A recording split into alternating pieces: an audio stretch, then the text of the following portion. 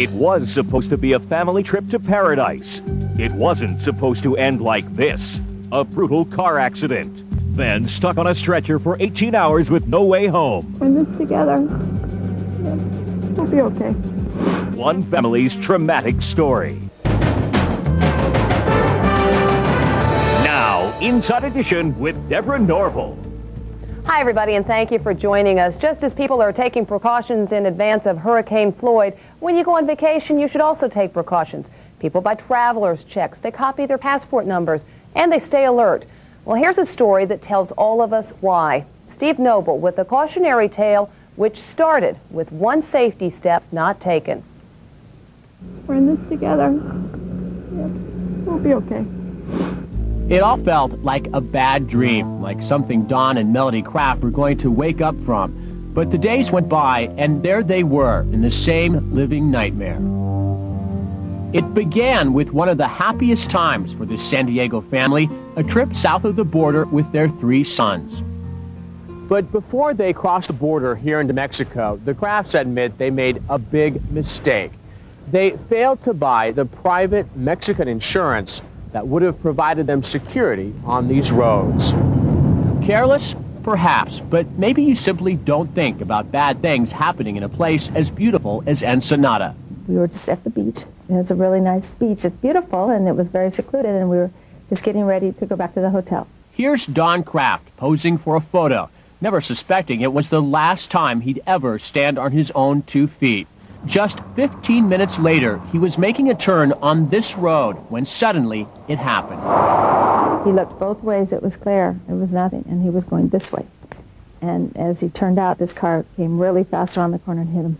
Melody and the boys were unharmed, but Don had suffered a broken neck, leaving him paralyzed. Anybody in a traumatic experience like that, especially a broken neck, minutes count. But minutes would turn into hours. 18 hours strapped to a gurney at a local hospital before Don was flown to a trauma center in California. Why the delay? You might not believe it.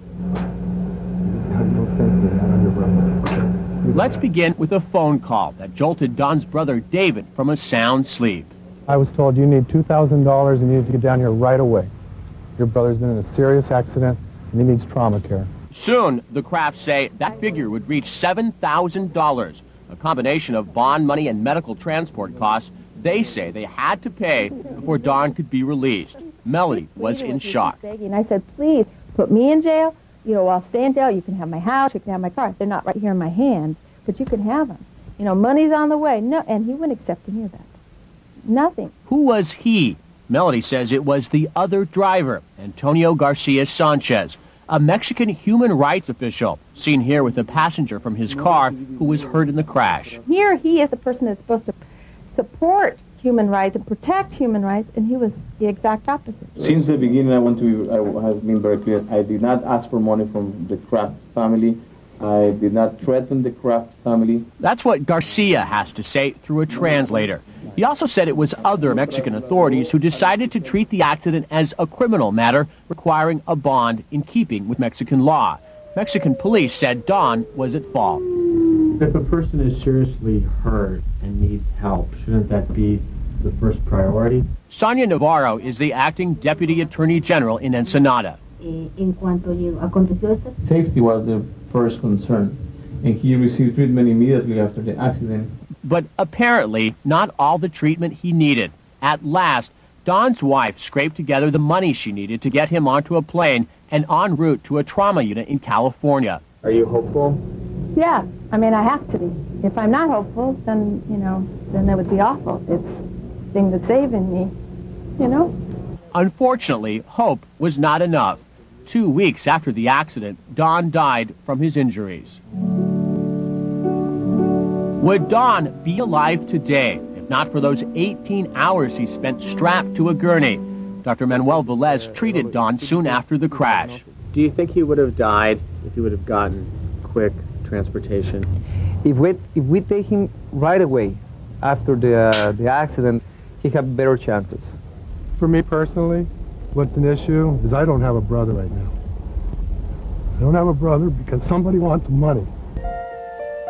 An epitaph for an unlucky man. victim of one unimaginably bad break after another.